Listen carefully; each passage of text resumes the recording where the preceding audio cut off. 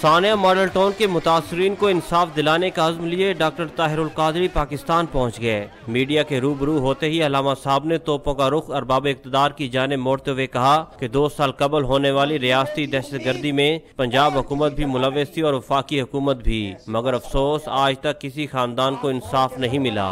General Raheel Sharif صاحب، آپ نے یہ FIR کٹوائی تھی، حق اور انصاف کا پہلا قدم اٹھایا تھا۔